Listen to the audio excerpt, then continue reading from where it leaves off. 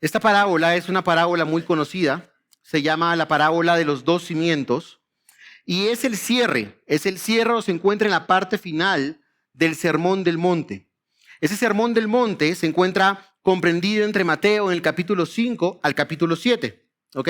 Y esa enseñanza, la del Sermón del Monte, es la enseñanza más larga y más estructurada que las Escrituras dejan registro acerca de algún sermón que nuestro Señor Jesucristo dejó. En el Sermón del Monte, mis hermanos, encontramos varios objetivos o varios propósitos que Jesús tenía en mente cuando lo dijo. Por ejemplo, podemos en esas páginas o en esos capítulos poder conocer cuál es el estándar de la justicia del reino de Dios, cómo deben comportarse los creyentes. Encontramos también que este texto o estos versículos en ese sermón sirven para poder corregir las malas interpretaciones de la ley que los fariseos habían hecho, apoyándose en sus tradiciones.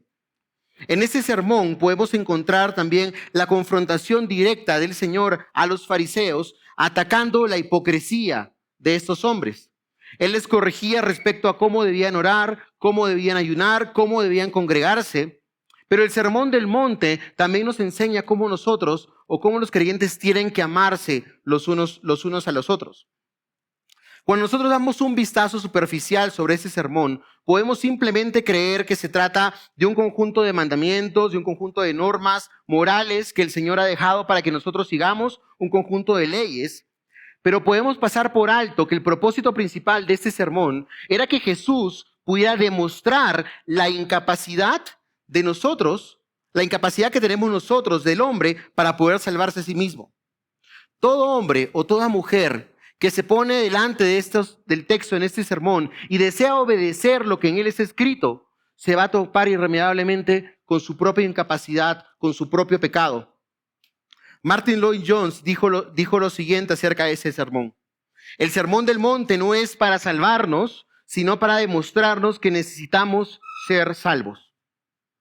Y esa es la razón por la cual Jesús, mientras iba terminando ese sermón, cambió un poco el tenor del mismo. Los últimos versículos de ese sermón, nuestro Señor lleva a los oyentes a tomar una decisión. Los llama y los invita a confrontarlos. Y es lo que Él está haciendo a través de texto a todos los que estamos aquí reunidos.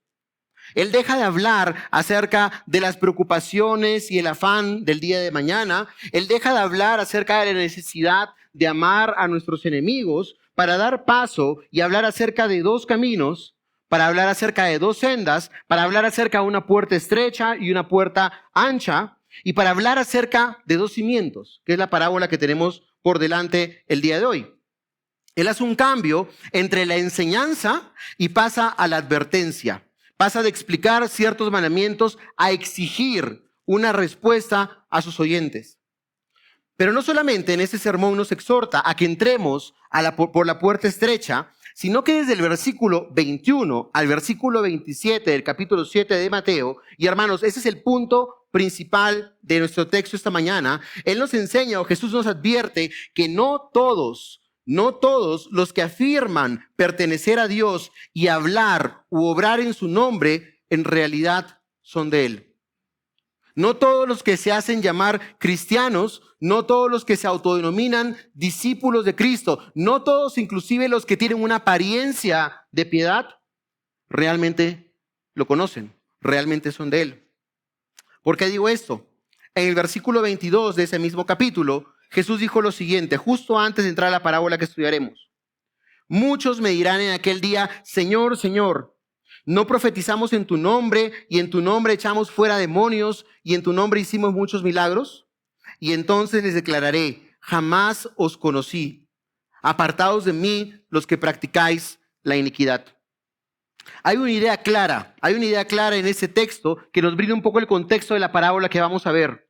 Muchos de los que se consideran cristianos se toparán en aquel día con una cruda verdad delante de Dios. Después de haber profesado una fe, después de haber asistido a una congregación o una iglesia por décadas quizás, muchos de estos hombres, cuando estén delante de Dios, recibirán aquellas palabras del Señor, apartados de mí, nunca te conocí, hacedor de maldad.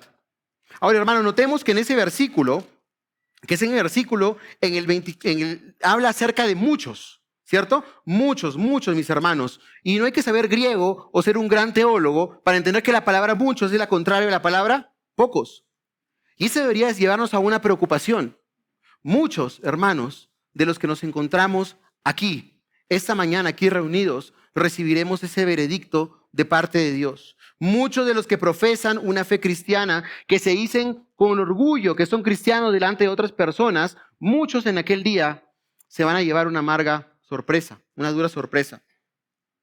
Hermanos, estas palabras que encontramos en esa porción de Mateo 7 son para nosotros. Son para todos aquellos que nos encontramos aquí, sentados por la gracia de Dios en una iglesia bíblica, en una iglesia donde se predica la palabra del Señor. Son para todas aquellas personas que le dicen Señor, Señor muchas veces con devoción.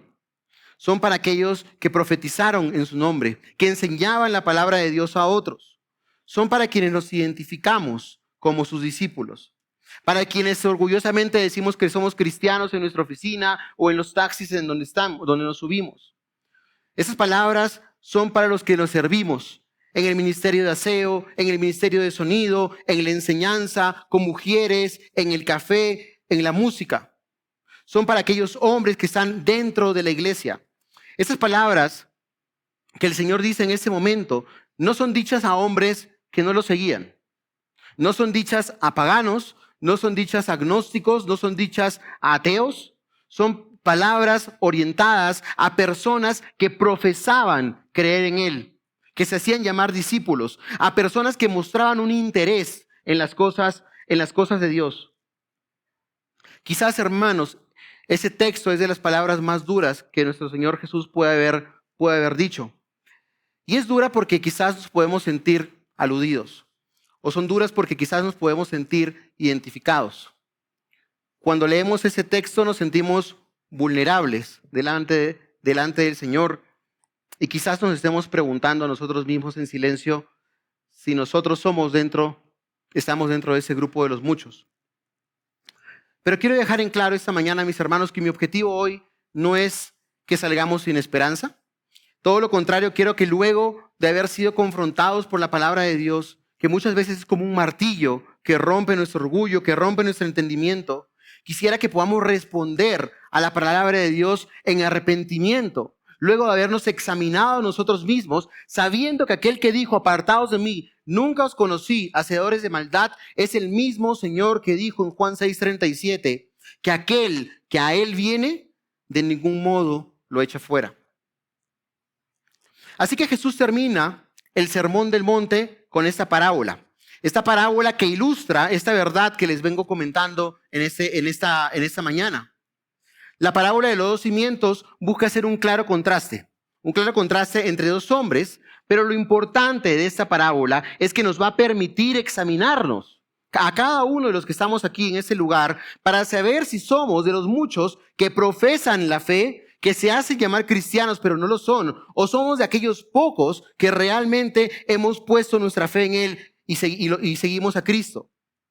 Esta parábola, mis hermanos, fue una parábola salida de la boca de Dios. Es nuestro mismo Señor Jesucristo quien habló a las multitudes porque ya su fama se había extendido en ese momento y Él buscaba que sus lectores, incluidos nosotros el día de hoy, pudiéramos encontrar la forma de poder discernir si nuestra fe es genuina o no es más que una etiqueta cultural. Y ese es mi objetivo principal en esta mañana, que cada uno de los que estamos aquí siendo expuestos a la palabra de Dios nos cuestionemos. Que no lleguemos a una conclusión tan rápidamente de que somos cristianos, sino que quizás por primera vez nos podamos poner delante de Dios y cuestionar si realmente nuestra fe es una fe genuina o no lo es. Así que quisiera empezar a acercarme al texto haciendo algunas observaciones acerca de esta parábola. Lo primero que quiero que noten es que esta parábola está dividida en dos partes. La primera la encontramos en Mateo 7, del 24 al 25, donde vemos a un constructor sabio que edifica su casa sobre la roca. Y la segunda parte de esa parábola la encontramos entre los versículos 26 y 27, en donde podemos contemplar a un constructor insensato que edifica su casa sobre la arena. Hay dos grupos, hay dos tipos de constructores, dos hombres. Ahora, Cada uno de estos dos grupos se subdivide en tres ideas similares, la misma idea. La forma como ellos construyeron la casa, uno sobre roca, el otro sobre la arena. La segunda subidea es que ambas casas experimentaron los embates de la tormenta, el torrente, los ríos, los vientos, y finalmente el texto nos habla cuál fue el resultado de cada una de esas dos construcciones luego de haber pasado la tormenta. Así que empecemos viendo primero la construcción, la primera construcción, en el versículo 24. Jesús habla de un hombre sabio que edificó su casa sobre la roca. Un hombre sabio que edificó su casa sobre la roca. Y es de vital importancia a esas alturas entender a qué hacía referencia el Señor cuando hablaba acerca de un hombre sabio que edificó sobre su roca. ¿Qué es construir sobre la roca? ¿A qué hace referencia el Señor? Seguramente la mayoría de ustedes ha oído que el edificar nuestra roca, que edificar nuestra casa sobre la roca, es edificar nuestras vidas sobre Cristo, ¿cierto? Edificar nuestras vidas sobre Cristo. Y quizás hasta damos por sentado que edificar sobre la roca es una referencia directa a creer en Jesús, a confiar en la salvación que Él nos ha otorgado. Pero ¿es cierto esto? ¿Es realmente lo que Jesús estaba queriendo decir acerca del significado de lo que es edificar sobre la roca? ¿Es esa interpretación justa con el contexto del cual venimos hablando en ese tiempo? En las Escrituras podemos encontrar muchos textos que hacen referencia a Jesús como la roca. Por ejemplo, en 1 Corintios capítulo 10, versículo 4, Pablo hace referencia de él como la roca espiritual. En Efesios 2:20, el mismo apóstol hace referencia a Cristo como la piedra angular. Y en 1 de Pedro 2:4 habla que Cristo es la piedra viva. Y eso nos podría llevar a tener algunas interpretaciones rápidas de que el pasaje que estamos leyendo en este momento, la roca, es Cristo. Sin embargo, el hacer esto es no considerar el contexto en el cual Jesús dijo esta parábola. Recordemos nuevamente esto. Jesús está hablando esa parábola a personas que profesan la fe.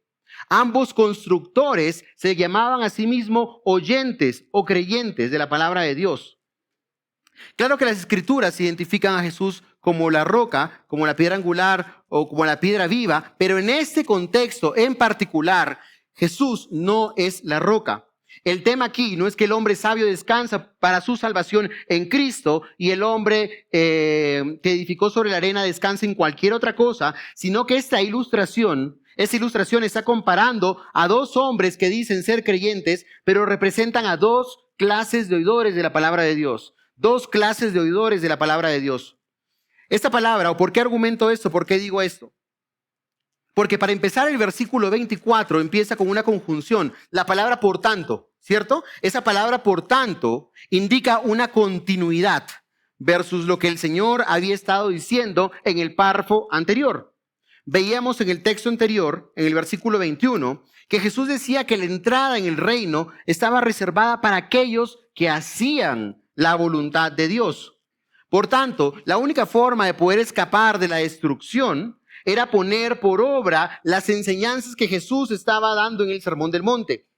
Cristo en este contexto, mis hermanos, no estaba hablando acerca de su rol como Salvador, aunque ciertamente lo es de todos los que creen, sino que en este contexto y en este punto, Jesucristo está hablando acerca de su señorío, acerca de su rol como Señor y de la necesidad de la obediencia entre quienes se hacen llamar cristianos. La necesidad de la obediencia. Ahora, además de ese contexto, otro punto a considerar para decir que en este texto Jesús no era la roca, es que Jesús aún no ha empezado en este punto de Mateo a hablar acerca de su obra de salvación. Él no ha empezado a hablar acerca de la obra de redención. De hecho, Él lo va a hacer todavía hasta el capítulo 16 de Mateo. Por lo tanto, la interpretación o del contexto exige una lectura distinta. Pero quizás el argumento más importante lo da el mismo Jesús en el versículo 24. En el versículo 24. Quiero que lo leamos, por favor. Por tanto, dice, cualquiera que oye estas palabras mías y las pone en práctica, será semejante a un hombre sabio que edificó su casa sobre la roca. ¿Pueden notar que el hombre sabio que edificó su casa de la roca es una ilustración de un hombre que oyó la palabra de Dios y que pone en práctica sus palabras? Hay una relación directa que Jesús quiere dar a conocer a sus oyentes entre la construcción sobre la roca y poner en práctica la palabra de Dios. Ahora, ¿cuáles son esas palabras a las cuales hace la referencia? Las que acaba de decir en los últimos 2 capítulos, del capítulo 5 al 7. En ese texto, hermanos, construir sobre la roca no es creer en el Señor, no es abrazar un conjunto de doctrinas para llegar a la salvación, sino que es seguir sus enseñanzas de una manera activa, es decir, seguir los preceptos expuestos por el Señor en el Sermón del Monte. John MacArthur lo dijo de la siguiente forma: la casa edificada sobre la roca es la vida de obediencia, la vida que Jesús ha estado explicando que todo creyente debe tener a lo largo del Sermón del Monte. Entonces no consiste simplemente en creer ciertas ideas, no consiste simplemente en creer ciertas doctrinas, sino en oír esas palabras y ponerlas en práctica. En ese texto, el peso y el énfasis que podemos ver está en poner en práctica la palabra de Dios. Y eso, mis hermanos, eso es construir sobre la roca, es poder obedecer la palabra de Dios constantemente. Ahora, veo algunos rostros aquí y ustedes podrían quizás tener ciertas preocupaciones. Podrían estar preguntándose a sí mismos, bueno, entonces me confundí, no entiendo algo. ¿Somos salvos por creer en Jesús o somos salvos por obedecer sus palabras y sus mandamientos? Y es un cuestionamiento válido y Santiago lo responde. Santiago lo responde en el capítulo 2, versículo 24. Él dijo que por ambas. Dice, vosotros veis que el hombre es justificado por las obras y no solo por la fe. Ahora, quiero dejar en claro o muy en claro este punto. El énfasis que Santiago hace en el capítulo 2, 24 es el mismo énfasis que Jesús está haciendo en esta parábola. Él está diciendo que la obediencia y que las buenas obras son inseparables de la fe genuina. No son nuestras propias obras, hermanos, los que nos van a hacer ganar el cielo. No son las obras en sí mismas las que nos salvan de nuestros pecados. No son nuestras obras las que nos libran de la ira venidera. Es el creer en que Jesús, el Hijo de Dios, vivió una vida perfecta, murió en mi lugar, y yo, al arrepentirme y creer en mis pecados, recibo de su justicia, recibo de su perdón, y por causa de Cristo yo hoy día puedo tener una relación cercana con el Padre. Eso es lo que realmente nos salva. Pero todo aquel, mi hermano, todo aquel que ha creído esta verdad, todo aquel que realmente ha nacido de nuevo, tiene que andar como Él anduvo. Tiene que andar como Él anduvo. Por lo tanto, nuestra salvación reposa solamente en Cristo, en la fe en Él, pero la cual, si es verdadera, siempre va a traer una vida de obediencia, una vida de alguien que construye su casa sobre la roca. Hermanos, la gracia recibida por medio del Evangelio nunca debe ser una excusa para dejar de lado la ley, para dejar de lado los preceptos de Dios, los mandamientos de Dios. Eso es algo que los teólogos llaman antinomianismo. El antinomianismo es una corriente que enseña o que cree que dado que estamos bajo la gracia, dado que hemos sido salvados por gracia, los creyentes no están obligados a vivir en santidad. No están obligados a vivir bajo las leyes morales que encontramos en las Escrituras. Y déjenme decirle que este antinomianismo no es una corriente contemporánea. Es algo que encontramos desde el Nuevo Testamento.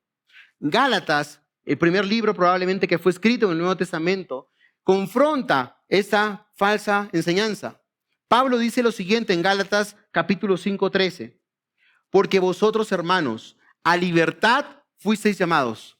Él está hablando a los creyentes, él está hablando a aquellas personas que han sido liberadas del poder del pecado, pero continúa con una advertencia diciendo, solo que no uséis la libertad como pretexto para la carne. Si usted se hace llamar creyente, si usted cree que realmente está bajo la gracia de Dios, eso nunca va a servir de excusa para poder vivir una vida ajena a lo que el Señor demanda de cada uno de nosotros. Todo lo contrario. Todo lo contrario. Si nosotros realmente creemos en la gracia que hemos recibido por medio del Evangelio, es esta gracia la que nos va a capacitar para que el día de hoy nosotros podamos vivir vidas piadosas, vidas en santidad. Es esta gracia la que nos va a permitir andar en buenas obras que Dios ha preparado para los que creen en Él. Un comentarista decía lo siguiente: las buenas nuevas del Evangelio no proclaman que la ética del Sermón del Monte sea obsoleta, superada o innecesaria, sino que señalan aquel único camino, señalan a Jesucristo, por el cual el ser humano pecador puede ser capacitado para guardarla. Entonces, mis hermanos, el creer en el Evangelio y el poner en práctica las enseñanzas que encontramos en la palabra de Dios, sus mandamientos, sus imperativos y sus exhortaciones, son dos caras de una misma moneda. La verdadera fe, hermano, la verdadera fe forzosamente va a llevarte a la obediencia. Y la obediencia es irrealizable si es que no hay una fe de por medio. Ambas verdades están unidas, van juntas. Pero ahora, volviendo al texto, podemos encontrar en el versículo 26 a otro hombre. Podemos encontrar a otro hombre, a otro constructor. Uno que construyó una casa similar al primero. De hecho, si ustedes, cuando hemos leído la parábola, no notamos que Jesús haga diferencia entre una casa y la otra. Él no menciona que una casa tenía ventanas más grandes o más pequeñas. Él no menciona que había una puerta de una forma distinta a otra. Él no dice que una tenía más habitaciones que otra. No hay ninguna diferencia superficial entre esas dos casas. No se menciona que una fue construida de paja y otra fue construida de ladrillo. No menciona nada de esto. Pero ciertamente había una diferencia entre estas dos casas. Una diferencia que no era visible a simple vista, pero estaba en sus cimientos. La diferencia se basaba en los cimientos de estas dos casas y esa diferencia era suficiente para definir el destino de cada una de estas. El cimiento de este segundo hombre era distinto al del primero. Este segundo hombre no edificó sobre la roca, sino que decidió edificar su casa sobre la arena, ¿cierto? El texto dice en el versículo 26, y todo aquel que oye esas palabras mías y no las pone en práctica, será semejante a un hombre insensato que edificó su casa sobre la arena. Es la misma ilustración, el mismo paralelismo que podemos encontrar en el versículo 24. Y quiero que notemos un par de cosas acerca de este hombre. Al igual que el primero, este hombre era un oidor. Este hombre era un oyente. ¿Por qué digo esto? Porque el texto dice, y todo el que oye es semejante a, ¿verdad? Al igual que el hombre que construyó sobre la roca, el hombre que construyó sobre la arena era una persona que estaba oyendo. Para poder oír algo, mis hermanos, alguien tiene que estar cerca de la persona de la que habla. Yo no puedo escuchar lo que están hablando algunos hermanos atrás o lo que están hablando al frente, fuera de la iglesia, otras personas. Yo escucho lo que está cuando estoy cerca a quien habla. Y en este caso, este hombre que construyó sobre la arena era un hombre que estaba expuesto a la palabra de Dios. Era un hombre que incluso admiraba las enseñanzas de Cristo. ¿Por qué digo esto? Esa palabra oye que aparece ahí, el verbo que encontramos ahí se puede también traducir como prestar atención. Da la idea que una persona está a la expectativa de que llegue alguien para dar alguna noticia. Es una persona que está muy atenta, escuchando lo que la otra persona tiene que decir. Era una persona que se sentía atraída por las cosas espirituales. Ese hombre que construyó sobre la arena era una persona que se sentía atraída por la verdad. Era una persona que le interesaban aparentemente las cosas de Dios. No solamente eso, sino que el tiempo verbal de oye es un tiempo que está en continuo, indica una acción continua. Este hombre que construyó sobre la arena no fue simplemente una persona que pasaba por ahí o le invitaron alguna vez a la iglesia y escuchó un sermón y nunca más volvió. No era una persona que pasó por ahí y escuchó un mensaje de Jesús y se fue a la espalda y se fue a otra ciudad y nunca más tuvo contacto con el Señor. Ese oye implica que esta persona estaba continuamente expuesta, domingo tras domingo, miércoles tras miércoles, a la palabra de Dios. Y eso debería llevarnos a reflexionar, ¿verdad? No era un hombre que estaba oyendo lo que el Señor tenía que decir todos los días. Aquellos que construyen sobre la arena, mis hermanos, al igual que los que construyen sobre la roca, oyen continuamente la palabra de Dios. Son personas que quizás incluso disfrutan de las enseñanzas bíblicas. Son personas que disfrutan de los sermones. Son personas que quizás tienen ciertos cantantes cristianos favoritos. Son personas que quizás se sienten cómodas con la Biblia, con la vida de la iglesia. Pero la gran diferencia entre el hombre que construyó sobre la roca y el hombre que construyó sobre la arena es que el que construyó sobre la arena no ponía en práctica lo que oía. Esa es la gran diferencia. La acción y la respuesta que ese hombre tenía cuando era expuesto a la palabra de Dios. La idea es clara. La diferencia entre estos dos constructores es que el primero oía y obedecía y el segundo simplemente oía, solamente oía. Esos mensajes que él oía solamente entretenían su intelecto, solamente movían sus emociones momentáneamente, pero no lo llevaban a una vida de obediencia en lo privado. Dios no existía en sus vidas de lunes a sábado. Las palabras de Santiago en el capítulo 2, versículo 24, quizás hubieran retumbado en sus oídos. Él decía, sed hacedores de la palabra y no solamente oidores que se engañan a sí mismos. ¿Recuerdan el espejo en la casa de mis padres? De la misma forma como podemos ser engañados por cosas simples, por cosas que no tienen trascendencia, también podemos ser engañados en cosas tan relevantes como nuestro destino eterno. Y hermanos, la única manera de poder discernir si estamos construyendo sobre la roca o sobre la arena es evaluando si nuestras vidas son una vida de obediencia a la palabra de Dios. Es el único indicador real en el cual nosotros podemos confiar. Es examinando nuestras propias vidas, es revisando nuestros corazones, es poniéndonos delante de la palabra de Dios y examinando nuestras intenciones y nuestras motivaciones tan profundas, aún cuestionándonos por qué hacemos lo que hacemos cuando venimos a la iglesia. ¿Por qué servimos a Dios? ¿Lo hacemos porque realmente lo amamos? ¿Porque realmente queremos agradarle? ¿Porque queremos adorarlo a Él por medio de nuestro servicio? ¿O tenemos una agenda oculta que quizás nadie más sabe? Tenemos que examinar nuestras intenciones y nuestras motivaciones más profundas para ver si son rectas delante de Dios, que es el único que pesa los corazones. Hermanos, no importa si llevamos décadas congregando. No importa si somos de los que venimos los miércoles a la iglesia, si somos de los que asistimos a los estudios en casa. No importa si somos el pastor de la iglesia durante los últimos 50 años. Si nosotros no obedecemos a Jesucristo, nosotros no creemos en Él.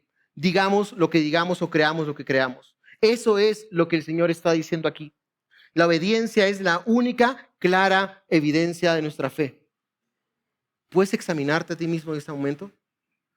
¿Puedes ver si realmente el estándar de tu vida honra la palabra de Dios? No en público, no lo que nuestros amigos saben, no lo que nuestros pastores ven, ni siquiera quizás lo que nuestra esposa o nuestro esposo piense. Es algo entre nosotros mismos y el Señor. El peligro de aquellos que construyen sobre la arena, aquellos que tienen una fe profesante, es que descansan en sus emociones. Es que incluso descansan en la buena doctrina que tienen. Se consideran quizás que son sanos doctrinalmente, que conocen la palabra de Dios, que pueden recitar y armar una teología sistemática o pueden responder a ciertas preguntas que alguna nueva persona tiene cuando llega a la iglesia. Esas personas que construyen en la arena quizás calman sus conciencias con las tradiciones o quizás descansan en la posición o en la función que tienen en medio de una iglesia. Pero en lo privado, mis hermanos, cuando nadie ve las cosas, no reflejan la obediencia que Dios demanda, que todos aquellos que se hacen llamar cristianos deben de tener. Hermanos, y cuando hablo acerca de obediencia, yo no estoy hablando acerca de perfección. Y quiero dejar esto claro porque sé que ese texto pone sobre nosotros una carga imposible de llevar por nosotros. Cuando hablo de obediencia, yo no estoy hablando acerca de perfección porque la perfección solamente la podemos encontrar en Cristo y en su justicia. La perfección solamente lo vemos en Él cuando caminó una vida completa sin cometer un solo pecado. Solo Él es el perfecto, solo Él es el obediente. Nadie es obediente, hermanos, aún hasta los más espirituales se duermen durante algunos sermones. No es cuestión de que nunca nos desviamos, no es cuestión de que nunca tropezamos, no es cuestión quizás de que nunca caemos, es cuestión más bien de que a pesar de nuestras debilidades, de que a pesar de nuestras flaquezas, de que a pesar de nuestras inconsistencias, nos aferramos a desear seguir honrando a Dios, aun cuando nuestro pecado está delante nuestro.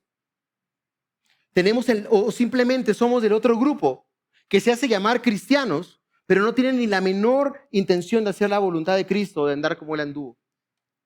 Aquellos que han construido su casa sobre la roca, hermanos, están en una constante batalla campal contra su pecado, contra su propia maldad. Son personas, son hombres o mujeres que no se dan tregua,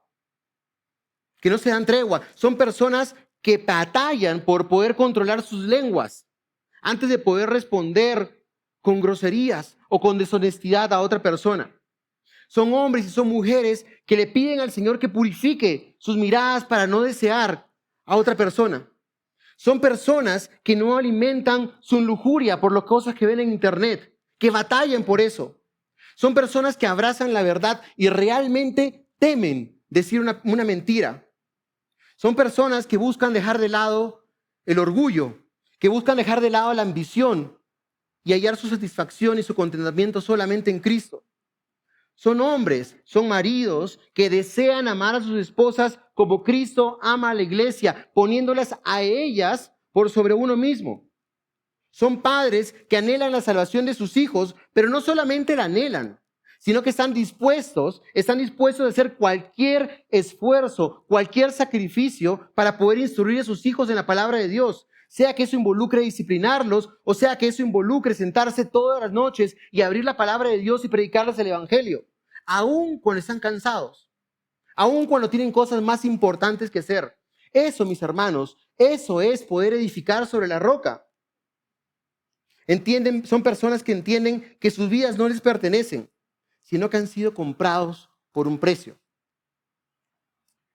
Mis hermanos, el resto de la historia, el resto de esta parábola es bastante conocida por todos ustedes. La hemos leído hace un momento. Ambas casas, la que fue construida sobre la roca y la que fue construida sobre la arena, recibieron y fueron azotadas por los torrentes, por los ríos, por los vientos. Pero la casa de aquella persona que fue construida sobre la roca no cayó, es lo que dice el texto, no cayó. Mientras que la que fue construida sobre la arena cayó, y en palabras del Señor al final del versículo 27 dice, y grande fue su destrucción. Y grande fue su destrucción. Mientras estuvieron en pie, estas dos casas lucían muy parecidas. No había mayor diferencia. Algunos comentaristas incluso señalan que quizás estaban ubicadas una al lado de la otra porque ambas recibieron los mismos ríos y los mismos vientos. Experimentaron la misma prueba. En ambas casas, mis hermanos, en ambas casas, en ambos tipos de personas, se podía vivir. En esas casas se podía habitar, se podía encontrar refugio y descanso en ambas. En ambas se podía llegar a cenar con la familia. Pero cuando la prueba llegó, se hizo notoria la diferencia entre estas dos casas. Y sucede lo mismo con aquellos que tienen una fe profesante de aquellos que tienen una fe vivida, una fe genuina. Ambos lucen muy parecidos. Todos aquí nos vemos como cristianos. Todos aquí hemos adoptado probablemente el mismo vocabulario cristiano, la misma sonrisa de iglesia, ¿verdad?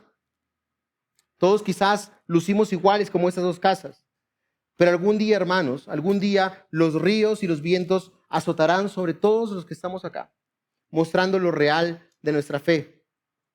Así que si aún Dios nos permite vivir vidas sosegadas, aún si el Señor en su misericordia nos permite tener una vida tranquila, sepamos que hay una promesa divina. Hay una promesa en la palabra de Dios de que los ríos y los vientos del juicio van a venir sobre todos los que estamos acá. Y es solamente quizás en ese momento, en ese día, donde nos vamos a dar cuenta si realmente fuimos sinceros delante de Dios o si estuvimos engañados todo este tiempo. El hombre sabio y prudente que construyó sobre la roca sabía que esas tormentas vendrían. Esa fue la razón por la cual construyó con cimientos. Esa es la razón por la cual él cavó hondo, como lo dice un texto paralelo en Lucas 6:48. Ese hombre hizo un esfuerzo adicional.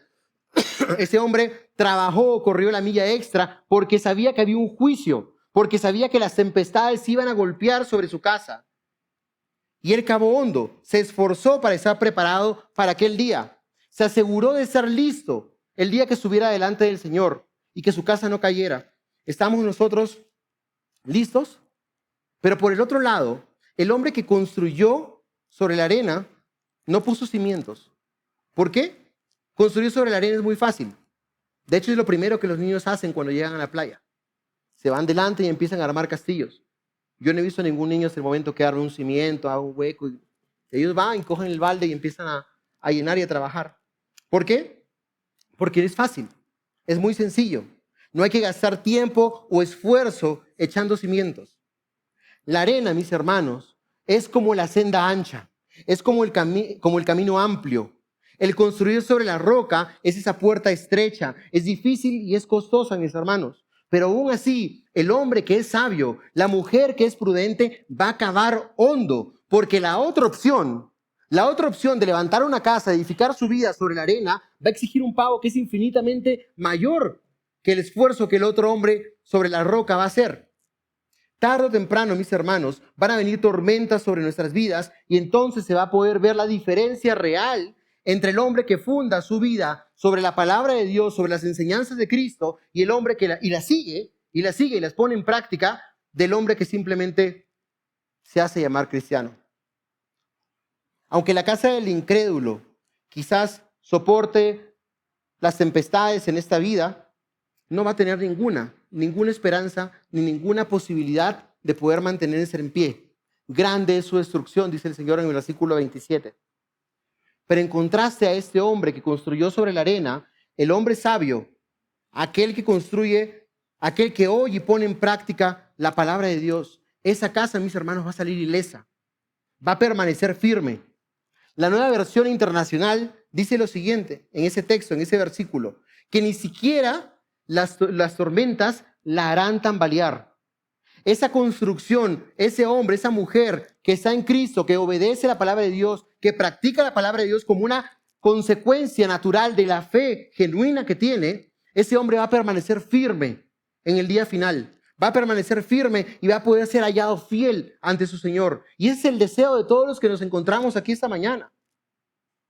Pedro dijo lo siguiente, el apóstol Pedro dijo lo siguiente: cuando llegue el día del Señor, en el cual los cielos pasarán con gran estruendo, y los elementos serán destruidos con fuego intenso, y la tierra y las obras que en ella hay serán quemadas.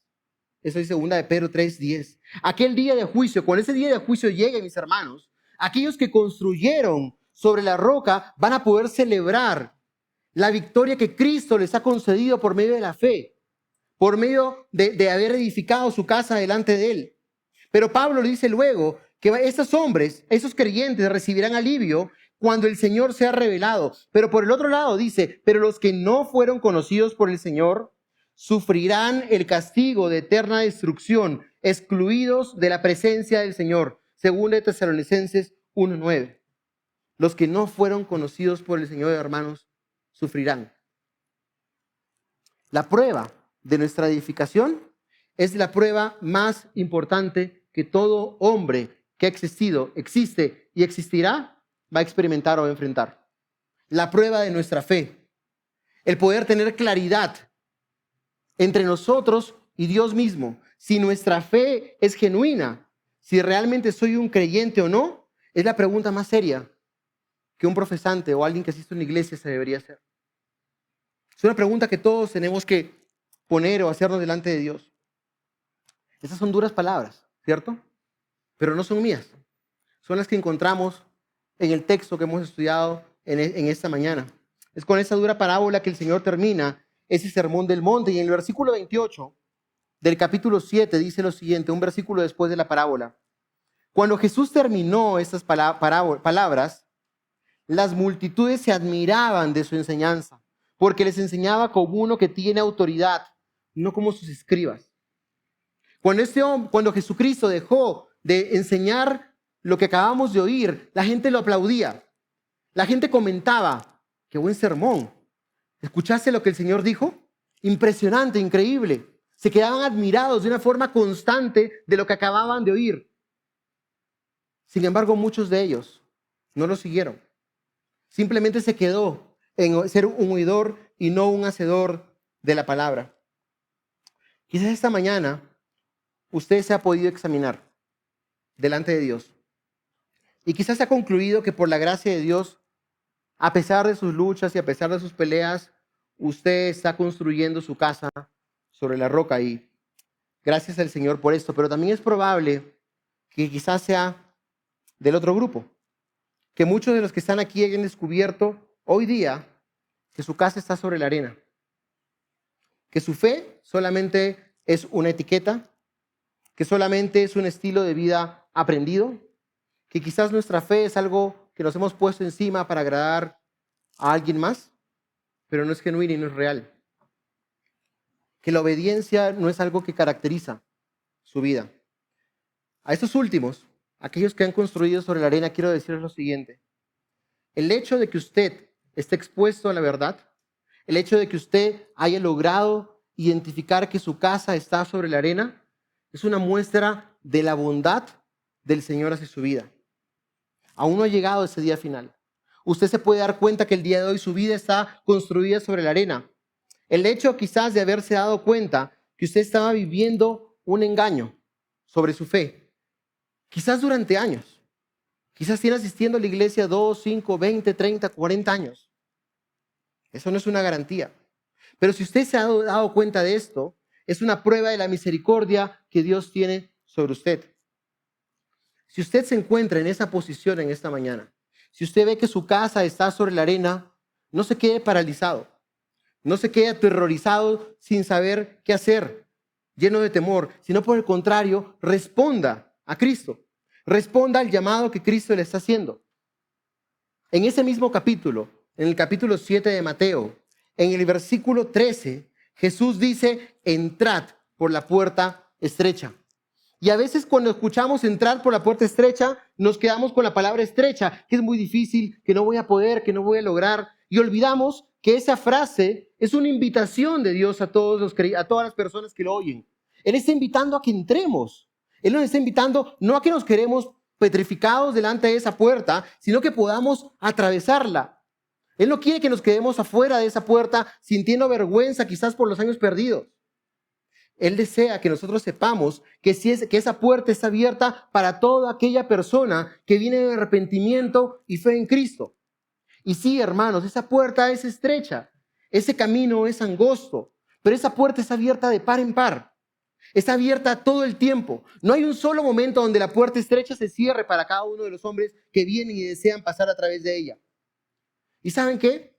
Detrás de esa puerta, mis hermanos, detrás de esa puerta hay un trono. Hay un trono de gracia. No hay un trono de juicio. Hay un trono de gracia con un Dios sentado sobre ella, dispuesto a otorgarle gracia, perdón y misericordia.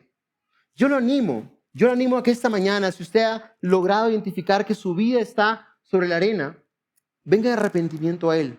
Cristo no va a echar a nadie por fuera. No desperdicien la oportunidad que Dios nos da en esta mañana. Oremos.